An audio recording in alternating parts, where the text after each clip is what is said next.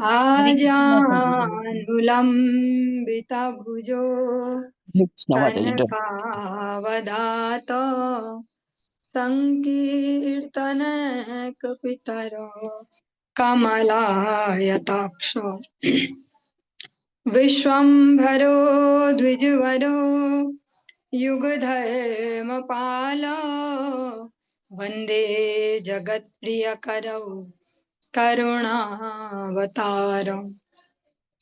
हे कृष्ण करुणा सिंधो दीनबंधो जगतपते गोपेश गोपिका कांत राधा कांत नमोस्तुते। तप्त कांचन गौरांगी राधे वृंदावनेश्वरी वृषभानुसुते देवी प्रणमामि हरिप्रिये। भक्त्या विहीना अपराधलक्षये क्षिप्ताशकामादितरङ्गमध्ये कृपामयि त्वां शरणं प्रपन्ना वृन्दे नुमस्ते चरणारविन्दम्।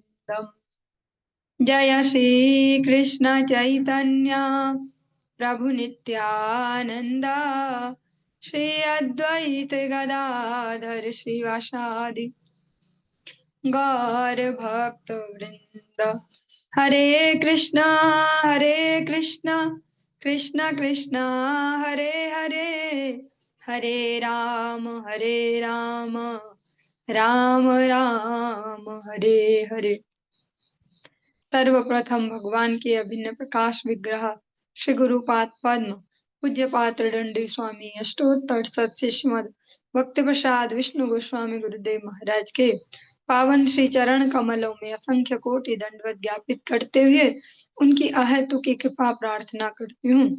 वे अपनी कृपा वर्षण करें जिससे निज कर्ता अभिमान भाव को छोड़कर एकमात्र उनकी वाणी के वाक के रूप में अपना परिचय दे सकूं। परम गुरुदेव नित्य लीला कृष्ण विष्णुपाद श्रीमद भक्ति दयित माधव गोस्वामी महाराज परमेष्ठि गुरुदेव जगत गुरु भक्ति सिद्धांत सरस्वती गोस्वामी ठाकुर प्रभुपाद व समस्त गुरु परंपरा जय युक्त हूँ। सपार्षद श्रीमन नित्यानंद प्रभु श्री गौरहरि वृंदावन बिहारी श्री राधा गोपीनाथ भगवान जय युक्त हूँ। वे हम सभी पर अपने कृपा वर्षण करें जिससे भगवान के पवित्र नाम और हरि गुरु वैष्णव सेवा में हम सभी की रुचि उत्पन्न हो सके। इस प्रातःकालीन कक्षा में हम सभी श्रवण कर रहे हैं ग्रंथ राज श्रीमद् भागवतम और 10वां स्कंध हम सभी श्रवण कर रहे हैं। उसके अंतर्गत जो 77वां वाला जो अध्याय है आज हम इसको प्रारंभ करने जा रहे हैं। ओम नमो भगवते वासुदेवाय, ओम नमो भगवते वासुदेवाय, ओम नमो भगवते वासुदेवाय। इस अध्याय में हम श्रवण करेंगे जो साल्व है, जो पिछले अध्याय में हमने कल तक सुना है कि भगवान से बदला लेने के लिए या प्रतिशोध के लिए वे भोलेनाथ की उपासना करते हैं और लगभग 1 वर्ष के उपरांत वे उन्हें आशीर्वाद रूप में जो मांगते हैं ऐसा मय दानव द्वारा निर्मित एक लोहे का बना विमान देते हैं जो किसी भी लोकों में भी जा सकता है, कभी दिख सकता है, कभी अदृश्य होता है, पृथ्वी जल आकाश सब जगह चल सकता है। और आज हम श्रवण करेंगे जो साल्व है भगवान ने उनका कैसे उद्धार किया इस प्रसंग को। श्री सुक उवाच स उपस्पृश्य सलिलम् दंशितो धृतकार्मुकः नयमां द्युमतः पार्श्वं वीरस्तेत्याह सारथिम्। श्रील सुखदेव गोस्वामी ने कहा, जल से अपने आप को तरोताजा करने के बाद अपना कवच पहनकर तथा अपना धनुष लेकर प्रद्युम्न ने अपने सारथी से कहा, मुझे वहीं वापस ले चलो जहां वीर द्युमान खड़ा है। विदमन्तं स्वसैन्यानि द्युमन्तं रुक्मिणी सुतः प्रतिहत्य प्रत्यविद्यानान् नाराजैरष्टभिस्मयन्।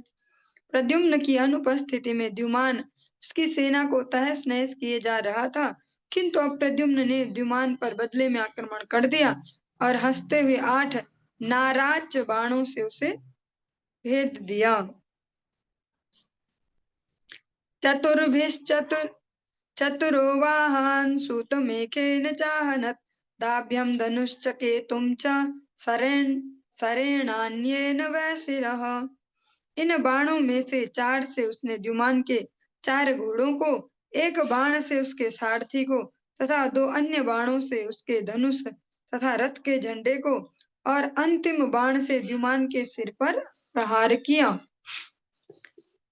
गद सात्यकी संवाद्य जग्नुः सौभपतेर्बलम् पेतुः समुद्रे सौभेयाः सर्वे सच्छिन्न कंधराः।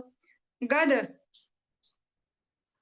सात्विकी, सांब तथा अन्य वीर साल्व की सेना का संहार करने लगे और इस तरह विमान के भीतर से सारे सिपाही गर्दनें कट जाने से समुद्र में गिरने लगे। एवं यदूनां साल्वानां निघ्नतामितरेतरं युद्धं त्रिनवरात्रं तदभूतु मुल्बणम्। इस तरह यदुगण तथा साल्व के अनुयायी एक दूसरे पर आक्रमण करते रहे और यह घनघोर भयानक युद्ध 27 दिनों तथा रातों तक चलता रहा। इंद्रप्रस्थं गतः कृष्ण आहूतो धर्मसूनुना राजसूयेथ निवृत्ते शिशुपाले च संस्थिते कुरुवृद्धाननुज्ञाप्य मुनिश्च ससुतां पृथां निमित्तान्यति घोराणि पश्यन् द्वारवतीं ययो। धर्मपुत्र युधिष्ठिर द्वारा आमंत्रित किए जाने पर भगवान श्री कृष्ण इंद्रप्रस्थ गए हुए थे। अब जब राजसूय यज्ञ पूरा हो चुका था और शिशुपाल मारा जा चुका था, तब श्री भगवान को अपशगुन दिखने लगे। अतः उन्होंने कुरुवंशी बड़े बूढ़ों तथा महान ऋषियों से एवं अपनी बुआ पृथा तथा उनके पुत्रों से विदा ली और द्वारका लौट आए। आह चाहमिहायात आर्यमिश्राभिसंगतः राजन्याश्चैद्य पक्षीया नूनम हन्युः पुरीं मम। श्री भगवान ने अपने आप से मन ही मन कहा, चूंकि मैं यहाँ अपने पूज्य ज्येष्ठ भ्राता सहित आया हूँ, अतः शिशुपाल के पक्षधर राजा निश्चित ही मेरी राजधानी पर आक्रमण कर रहे होंगे। वीक्ष्य तत्कदनं स्वानां निरूप्य पुररक्षणं सौभं च साल्वराजं च दारुकं प्राह केशवः। श्रील सुखदेव गोस्वामी ने कहा, द्वारका पहुंचने पर उन्होंने देखा कि उनके लोग किस तरह विनाश से भयभीत हैं और साल्व तथा उसके सौभ विमान को भी देखा। तो भगवान केशव ने नगरी की सुरक्षा के लिए योजना बनाई और फिर दारुक से इस प्रकार बोले, रथम प्राप्य मे सूत साल्वस्यांतिकमाशु है संभ्रमस्ते न कर्तव्यो मायावी सौभराडयम। भगवान श्री कृष्ण ने कहा, हे सारथी, शीघ्र ही मेरा रथ साल्व के निकट ले चलो। यह सौभपति शक्तिशाली जादूगर है, तुम उससे विमोहित नहीं होना। इत्युक्तश्चोदयामास रथमास्थाय दारुकः विशन्तं ददृशुः सर्वे स्वे परे चारुणानुजम्। इस तरह आदेश दिए जाने पर दारुक ने श्री भगवान के रथ की रास संभाली और उसे आगे हाँका। जो ही रथ युद्ध भूमि में प्रविष्ट हुआ तो वहां पर उपस्थित शत्रु तथा मित्र हर एक की दृष्टि गरुड़ के प्रतीक की ओर पड़ी। शाल्वश्च कृष्णमालोक्य हतप्राया बलेश्वरः प्राहरत् कृष्णसूताय शक्तिं भीमरवामृधे। जब नष्ट प्राय सेना के स्वामी साल्व ने भगवान श्री कृष्ण को पास आते देखा तो उसने श्री भगवान के सारथी पर अपना भाला फेंका। यह भाला युद्ध भूमि में से होकर उड़ते समय भयावह गर्जना कर रहा था। तामापतन्तीं नभसि महोल्कामिव रन्हसा भासयन्तीं दिशा शौरिः सायकैः सतदाच्छिनत्। साल्व द्वारा फेंके गए भाले ने सारे आकाश को अत्यंत तेजवान उल्का तारे की तरह प्रकाशित कर दिया, किंतु भगवान शौर्य ने अपने बाणों से इस महान अस्त्र को सैकड़ों खंडों में छिन्न भिन्न कर डाला। तम च षोडश भिर्विद्ध्वाणैः सौभं चखे भ्रमत् अविद्यच्छर संदोह खम सूर्य इव रश्मिभिः। तब भगवान श्री कृष्ण ने साल्व को 16 बाणों से भेद दिया और आकाश में इधर उधर घूमते हुए शौभ विमान पर बाणों की वर्षा से प्रहार किया। बाणों की वर्षा करते हुए श्री भगवान उस सूर्य की तरह लग रहे थे जो अपनी किरणों से आकाश को आप्लावित करता है। साल्वा स्वारेस्तु दसव्यम ससारंग सारंग दन्वनः बिभेदन्यापतद्धस्तात् सारंग मासीदद्भुतम्। तब साल्व ने भगवान श्री कृष्ण की बाईं बाह पर प्रहार किया जिसमें वे अपना सारंग धनुष पकड़े थे। विचित्र बात यह हुई कि यह धनुष उनके हाथ से गिर गया। हाहाकारो महानासीत् भूतानां तत्र पश्यताम् निनद्य स्वभराडुच्च निदमाह जनार्दनम्। जो यह घटना देख रहे थे वे सब हाहाकार करने लगे।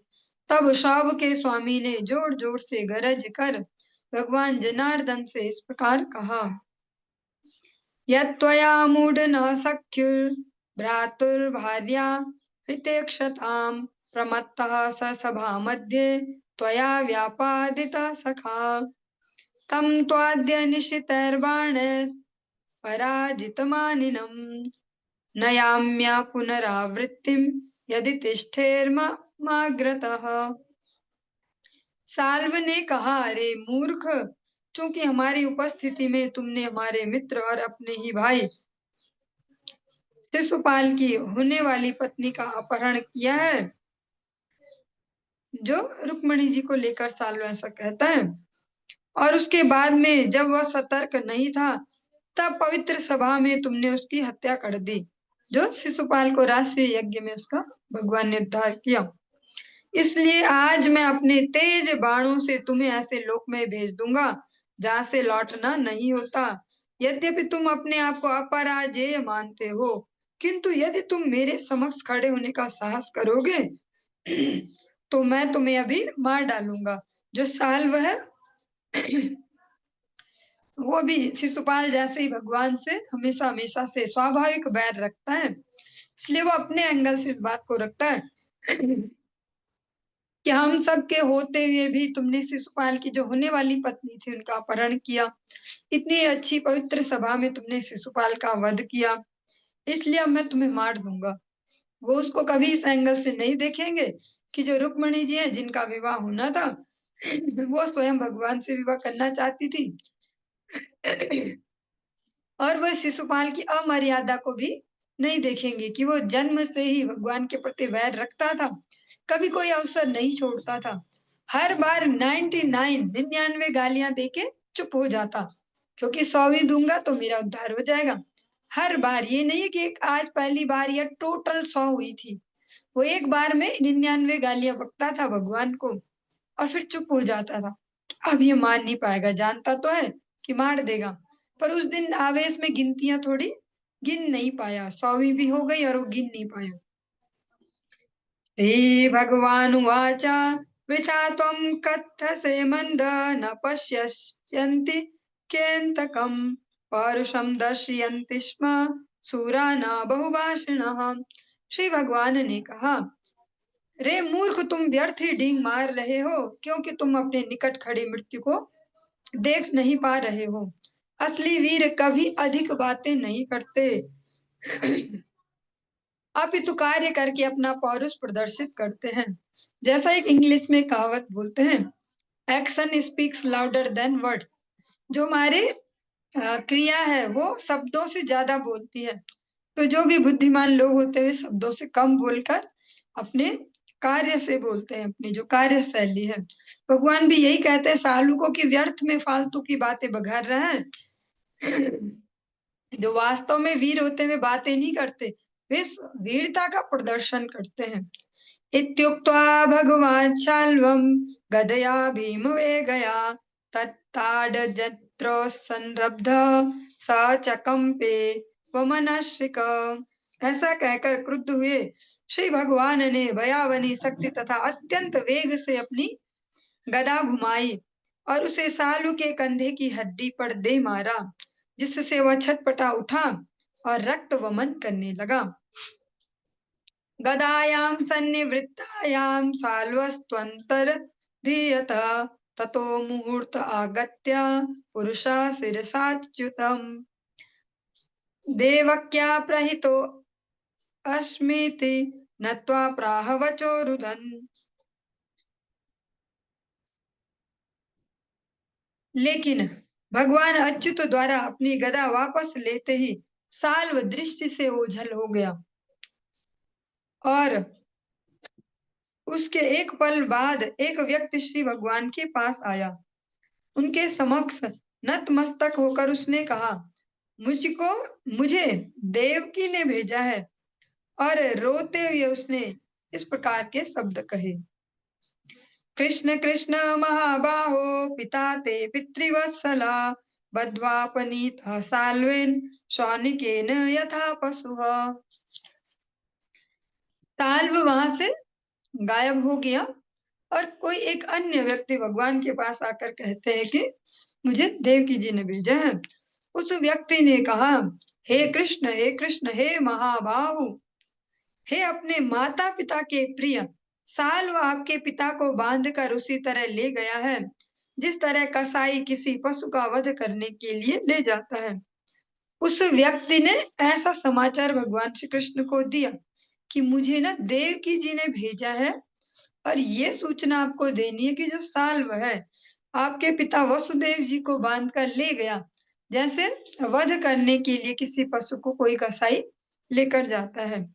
निशम्य विप्रियम कृष्णो मानुषीं प्रकृतिम गतः विमनस्को गृणे स्नेहात् बभाषे प्राकृतो यथा।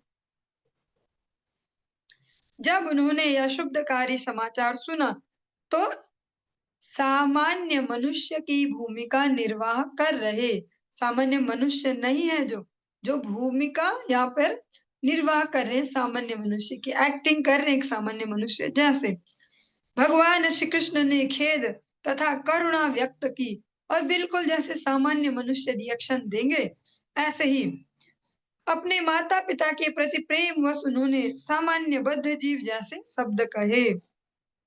कथम रामं सम्भ्रान्तं जित्वा जेयं सुरासुरः साल्वेनाल्पीयशानीतः पिता मे बलवान विधि। भगवान श्री कृष्ण ने कहा, श्री बलराम सदैव सतर्क रहने वाले हैं और कोई देवता या असुर उन्हें पराजित नहीं कर सकता। तो यह शूद्र साल्व किस तरह उन्हें पराजित करके मेरे पिता का अपहरण कर सकता है? निस्संदेह भाग्य सर्वशक्तिमान होता है। इति ब्रुवाणे गोविंदे सौभराट प्रत्युस प्रत्युपस्थितः वसुदेवमिवानीय कृष्णं चेदमुवाच स। जब भगवान गोविंद ये शब्द कह चुके तो उनके समक्ष वसुदेव जी जैसे दिखने वाले किसी पुरुष को लेकर सौभपति पुनः प्रकट हुआ। तब शाल्व ने इस प्रकार कहा, एष ते जनिता तातो यदर्थमिह जीवसि वदिष्ये वीक्षतस्ते अमुमीशश्चेत पाहि बालिश। साल्व ने कहा, यह रहा तुम्हें जन्म देने वाला तुम्हारा पिता जिसके लिए तुम इस जगत में जीवित हो। अब मैं तुम्हारी आंखों के सामने इसका वध कर दूंगा। अरे मूर्ख, यदि तुम बचा सको तो बचाओ।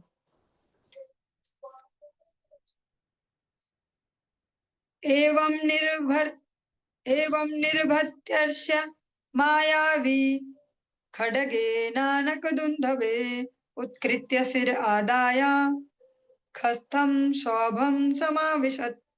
इस प्रकार श्री भगवान की हंसी उड़ाकर जादूगर या मायावी जो साल्व है अपनी तलवार से वसुदेव जी का सिर काटता हुआ प्रतीत हुआ। ऐसा लगा देखने वालों को कि साल्व ने जो वसुदेव जी जैसा दिखने वाला कोई व्यक्ति है उनकी जो है गर्दन काट दे, सिर काट दिया है। वह उस सिर को अपने साथ लेकर आकाश में मंडरा रहे शोभयान में घुस गया और फिर वो जो मस्तक है उसको लेकर अपने विमान में फिर से घुस गया।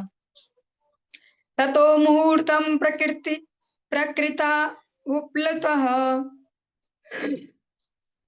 स्वबोध आस्ते स्वजनानुषंगतः महानुभावस्तद बुद्धदासुरीं मायां ससालु प्रश्रितां मयोदितां। भगवान श्री कृष्ण स्वभाव से ही ज्ञान से परिपूर्ण है और उनमें असीम अनुभूति की शक्ति है। तो भी प्रियजनों के प्रति महान स्नेहवश एक क्षण के लिए वे सामान्य मनुष्य के भाव में लीन हो गए, लेकिन उन्हें तुरंत ही स्मरण हो आया कि यह तो मय दानव द्वारा सृजित आसुरी माया है जिसे सालु काम में ला रहा है। ये मय दानव की मायावी शक्तियां हैं जिनका प्रयोग अभी साल्व कर रहा है। न तत्र दूतम न पितुः कलेवरम प्रबुद्ध आजो समपश्यदच्युतः स्वाप्नम यथा चांबर चारिणम रिपुम सौभस्तमालोक्य निहंतुमुद्यतः। अब असली परिस्थिति के प्रति सतर्क भगवान अच्युत ने अपने समक्ष युद्ध भूमि में न तो दूत को देखा न अपने पिता के शरीर को। ऐसा लग रहा था मानो वे स्वप्न से जागे हों। तब अपने शत्रु को अपने ऊपर शोभयान में उड़ता देखकर श्री भगवान ने उसे मार डालने की ठानी। एवं वदन्ति राजर्षे ऋषिया केचनान्विताः यत् स्ववाचो विरुध्येत नूनं तेन स्मरन्त्युत। हे राजर्षि, यह विवरण कुछ ऋषियों द्वारा दिया हुआ है, किंतु जो इस तरह अतार्किक ढंग से बोलते हैं वे अपने ही पूर्ववर्ती कथनों को भुलाकर अपनी ही बात काटते हैं। क्वा शोक मोह स्नेहो वा भयं वा यज्ञ संभवाः क्वा चाखंडित विज्ञान ज्ञानेश्वर्यस्त्वखंडितः। भला शोक मोह भौतिक स्नेह तथा भय जो कि अज्ञान जनित है किस तरह अनंत भगवान को प्रभावित कर सकते हैं, जिनकी अनुभूति ज्ञान तथा शक्ति सारे के सारे भगवान की तरह ही अनंत हैं। यत्पाद सेवोर्जितयात्म विद्यया हिन्वन्त्या नाद्यात्म विपर्ययग्रहम् लभन्त आत्मीयमनन्तमैश्वरम् कुतो न मोह परमस्य सद्गतः। श्री भगवान के भक्तगण श्री भगवान के चरणों पर की गई सेवा से प्रबलित आत्म साक्षात्कार के कारण देहात्म बुद्धि को दूर कर लेते हैं जो अनंत काल से आत्मा को मोहग्रस्त करती रही है। इस तरह वे अपनी निजी संगति के में सनातन कीर्ति प्राप्त करते हैं। तब भला वे परम सत्य जो कि समस्त विशुद्ध संतों के गंतव्य हैं मोह के वशीभूत कैसे हो सकते हैं। यहाँ पर सुखदेव गोस्वामी जी स्पष्ट करते चलते हैं, जो हमने सुना कि भगवान भी सामान्य मनुष्यों जैसे मोहग्रस्त हो गए देख के कि मेरे पिताजी को ये ले गया और उनका जो सिर है वो छेद दिया। ऐसा सुखदेव गोस्वामी जी कहते हैं, जिन भगवान की कृपा से उनके भक्त अपने जन्मों जन्मों की अविद्या की माया से दूर हो जाते हैं, जन्मों जन्मों से जो इस शरीर में मैं बुद्धि करके रहे हैं, भगवान के भक्तों के आश्रय से वे सब माया जनित बुद्धि से पार हो पाते हैं। तो क्या जो ऐसे संत जन हैं इनके जो फाइनल गंतव्य है भगवान श्री कृष्ण, क्या ऐसे भगवान ऐसे मोहित हो सकते हैं किसी असुर की माया से। तम शस्त्र पूगः प्रहरन्त मोजसा साल्वं सरय शौरिरमोघ विक्रमः विदध्वाच्छिनद् वर्मधनुः शिरोमणिं सौभं च शत्रोर्गदयारुरोजः। जब साल्व बड़े बड़े वेग से उन पर अस्त्रों की जड़ी लगाए हुए था, तब अमोघ पराक्रम वाले भगवान श्री कृष्ण ने साल्व पर अपने बाण छोड़े, जिससे वह घायल हो गया और उसके कवच, धनुष तथा मुकुट के मणि ध्वस्त हो गए। तब उन्होंने अपनी गदा से अपने शत्रु के सौभयान को छिन्न भिन्न कर डाला। जो साल्व है उसको भी ऐसा ही लगा कि जो ये कृष्ण है मेरी माया से मोहित हो गया और भगवान पर बहुत तेजी से बाणों की वर्षा करता है, किंतु भगवान ने अपनी गदा से जो उसका सौभयान है उसको छिन्न भिन्न कर डाला। तत् कृष्ण हस्ते ऋतया विचूर्णितं पपात तो ये गदया सहस्त्रधा विसृज्य तद्भूतल मास्थितो गदाम् उद्यम्य साल्वो अच्युतमभ्यागाद द्रुतमा। भगवान श्री कृष्ण की गदा से हजारों खंडों से चूर चूर हुआ शौभ विमान समुद्र में गिर गया। साल्व ने इसे छोड़ दिया और पृथ्वी पर खड़ा हो गया।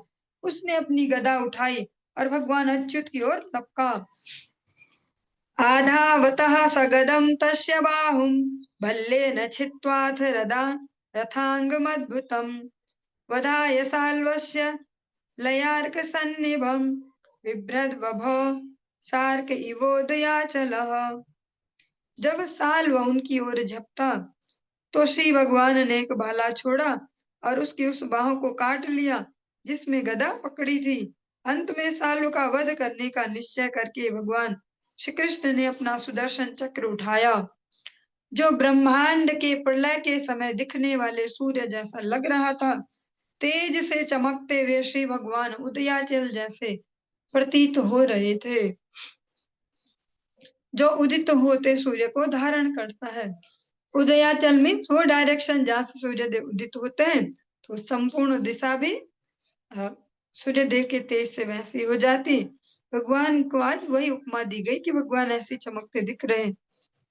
जहारते नैव शिरः सकुण्डलं किरीटयुक्तं पुरुमायिनो हरि वज्रेण वृत्तस्य यथा पुरन्दरो बभूवहाहेति वचस्तदानृणाम्।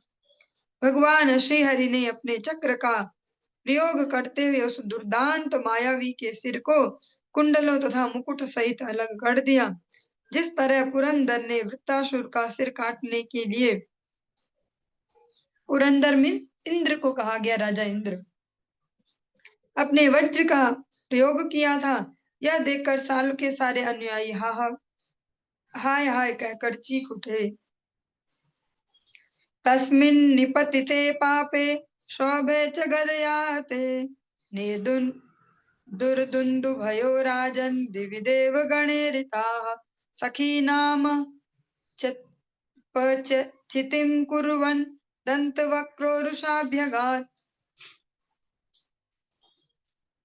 जब पापी सालू के मृत हो जाने तथा उसके शौभयान के विनष्ट हो जाने से देवताओं द्वारा बजाई गई दुंदुभियों से आकाश गूंज उठा, तब अपने मित्र की, जो साल्व का मित्र है दंत वक्र, उसके लिए कहा जा रहा है, अपने मित्र की मृत्यु का बदला लेने की इच्छा से दंत वक्र ने बहुत कुपित होकर श्री भगवान पर आक्रमण कर दिया। और इसी के साथ हमारा जो ये 77वां अध्याय है संपूर्ण हुआ और अगले अध्याय को हम कल की कक्षा में प्रारंभ करेंगे। यहीं पे कक्षा को विश्राम देते हैं। हरे कृष्ण।